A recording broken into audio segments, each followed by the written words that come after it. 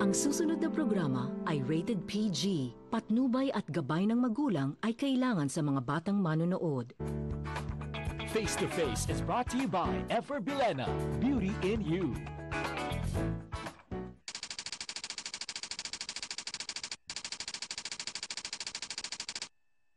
Luzon, Visayas, Mindanao, buong Pilipinas, nakikisaw-saw. Handa na ba kayong magbayanig sa talakan? Ang inyong nag-iisang Barangay Hall on Air ay pupunta na mismo at dadayo sa inyong mga barangay. Wow! Mag-uusap tayo, aayusin natin ang mga problema nyo, one barangay at a time.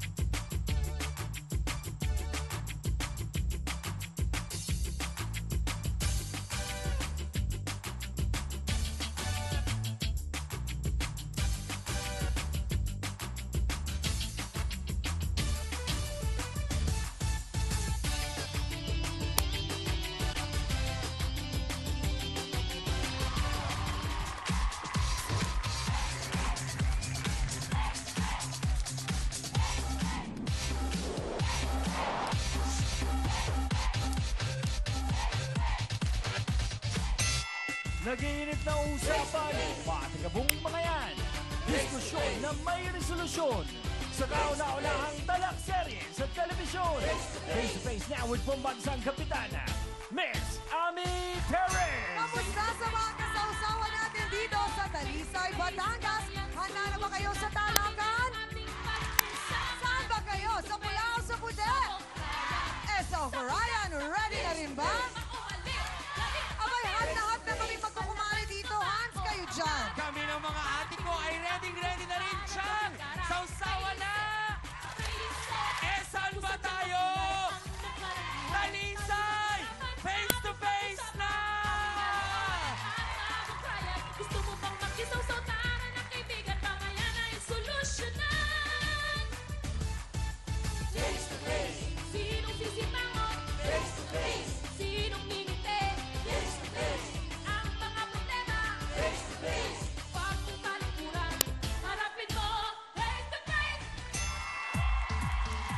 Happy afternoon mga kapatid na Batanggenyos! Abay, parinig muna sa inyo dyan ng isang huwaw! Kita mo nga naman, sumugod pa kami dito sa Talisay, Batangas, ang nag-iisang rolling barangay hall on air upang gawin ang one and only na hangarin. Siyempre pa, ang pag-usapan at problema, sakit sa ulo ng ilan sa ating mga kababayan at singtalas ng mga balisong.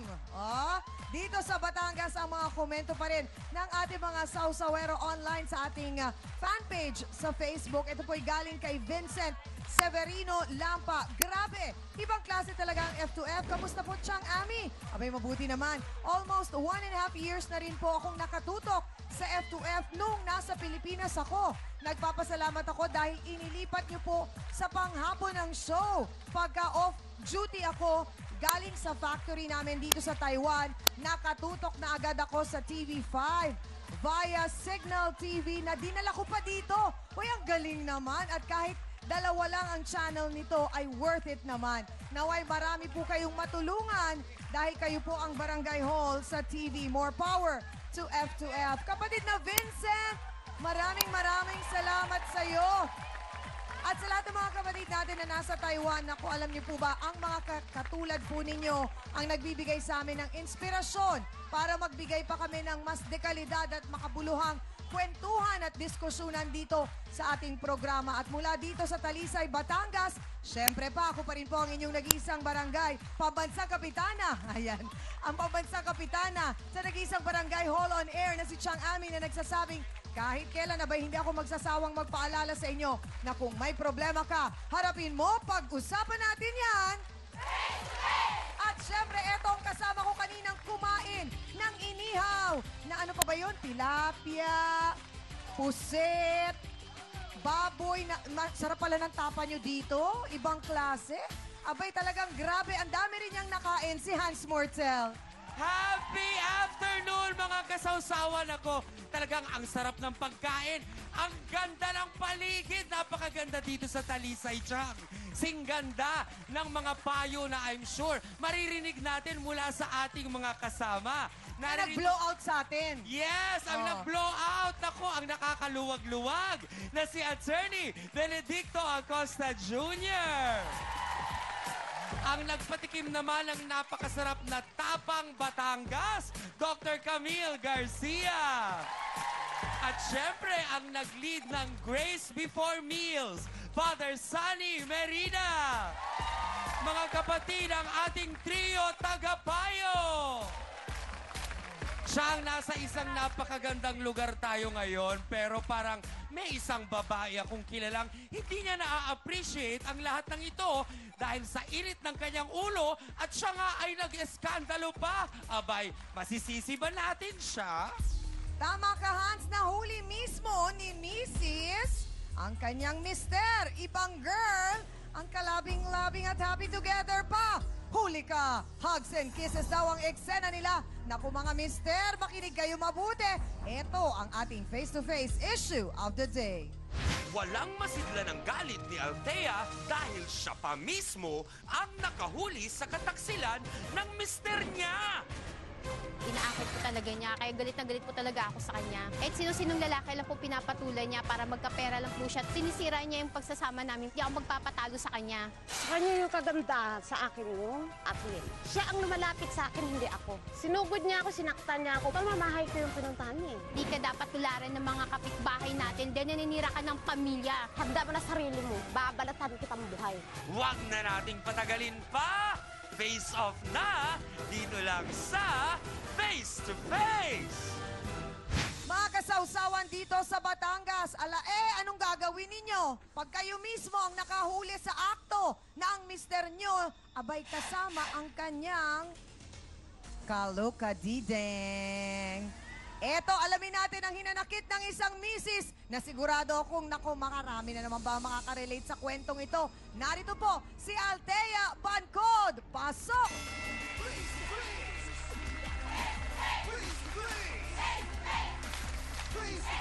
Ate Althea, pakikwento sa amin anong nangyari sa iyong mister. Nung araw na po yun, nasa trabaho pa po ako. Okay. Nagsumbong ngayon yung kaibigan ko na nakipag-inuman siya sa kapitbahay namin. Yung mister mo, nakikipag-inuman. Okay. Sinong Tapos mga kasama? Mga kapitbahay lang din po namin. At saka po yung nangakit po sa kanya. Gano'n na ba kayo katagal na kasal? 9 years na po. 9 years. Ilan ang anak? 3 po. 3. Siya, may trabaho? Wala? Meron po. Meron. Pero nung araw na yon, Kasi panggabi po ako siyang amin. okay. Tapos nung nagsumbong sa akin yung friend ko, yung best friend ko talaga, hindi ako naniniwala. Paano mo napatunayan na totoo nga, meron ngang nangyayaring gano'n? Naulit po ulit. Naulit? Okay. Opo. Naulit po ulit nung Friday na yon, nung pagdating ko ng gabi, sabi nila nag-inuman daw sila ulit. Kaya nung pagdating ko galing sa trabaho, dumiretso ako doon. Sinilip ko po sila sa pinto. Okay. Tapos sabi ko, parang may kahit kasi wala na po silang mga kasama eh. Silang dalawa na lang po. Yung mister mo at itong kanyang friend. Opo. Okay. Tapos nang nakita ko sila sa butas, bigla ko pong tinulak yung pinto. Sinabunutan ko na po yung Eileen na yun. Aileen ang pangalan ng babae. Kapitbahay mo, kaibigan, ano? Kapitbahay ko po. Kilalang-kilala mo siya. Kilala po So, siya ibig sa- sabihin, alam niya na ikaw ang misis. Opo. Okay, so nag-abot kayo nung Aileen, nasaktan mo. Opo, nagsabunutan po kami sa loob ng bahay nila. Ano ba eksaktong nakita mo? Baka naman nagkukwentuhan lang. Inahalikan niyo po yung asawa ko, naghahalikan silang dalawa. Siyempre, Sana chinek mo mabuti, baka yung Aileen suot yung maskara mo. Kaya napagkamalan ni Mr. na ikaw, hindi kaya? kasi siyempre tao lang po ako siyang ame, Okay. di ba? Kahit sino naman po sa inyo, di ba, makita niyo asawa niyo ganon. So- Nadilim na po yung paningin Okay. ko siyang ame, kaya sinabunutan ko na po talaga Anong siya. paliwanag ni Mr.? Nung pagdating na po sa bahay, nag-usap na po kami noon. Mm. Eh sabi ko, bakit mo nagawa yun? Kasi yun nga, inaakit daw siya nung Aileen. Kasi yung Aileen po, Inaakit daw siya nung Aileen. So, ang lumalabas, siya ang nagpakita ng motibo sa mister mo. Opo. Bakit? May alam ka ba kung binayaran siya ng mister mo, may binigay, may inabot, kung ano man? Nung nangyari na po nung nag-away na kami, kinausap ko yung asawa ko. 2 beses na po daw pala sila lumabas. Hala! Tapos Ganon? binigyan niya po nung unang pagkikita nila dun sa hotel, binigyan ng 500. Nag-hotel? Opo. Ha? So, ibig sabihin, hindi rin napilit ang mister mo. Parang lumalabas, Ayun ko lang po. sila nagsabi, oh, gusto rin. Sa palagay mo ba, Althea, may pagkukulang ka para itong asawa mo, parang hindi pa makontento? Yun ang hindi ko po may sagot siyang amin sa sarili ko. Kasi panggabi po ako eh. Kaya pagdating po sa bahay, natutulog na lang po ako. Natutulog ka na? Opo, kasi pagod po ako sa Oh. trabaho eh. Kasi ngayon, napag-alaman namin, merong ibong gumanon sa tenga ko. Chang! Tututututututut. Ang sabi, ito nga daw mister mo, nagko-complain. Sinasabi, kulang daw sa something. Yun ang hindi ko po alam siyang amin. Ini-snap mo daw siya pagka kinakalabit ka para mag-something. Pero hindi po sa lahat ng bagay obligasyon yung ganung paraan. Marami Ah. pong paraan siyang ami. Araw-araw? Araw-araw ba daw? Tanong ni Hans. Tumatanggi ka? Hindi po. Every other day. Pwede, ganun. Oh! Pero eto na, mga kapatid, mga kababaihan. Naku, eto na.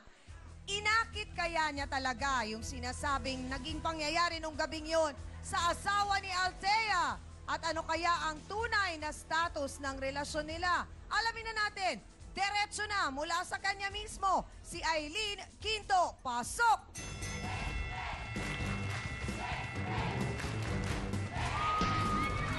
Sandali lang! Pakihawakan yung buhok! Ang mga kasagutan po ni Aileen sa mga paratang sa kanya. Malalaman at mapapakinggan natin sa pagbabalik ng kasama niyong mga aksyon sa hapon, ang... Wow! Bakit ang may tsura mo? Kasalanan ko na may tsura mo. Sandali lang! Kasalanan mo yung tsura mo? Sandali lang! Sandali lang! Sandali lang! Mas maganda ka ng tsura mo.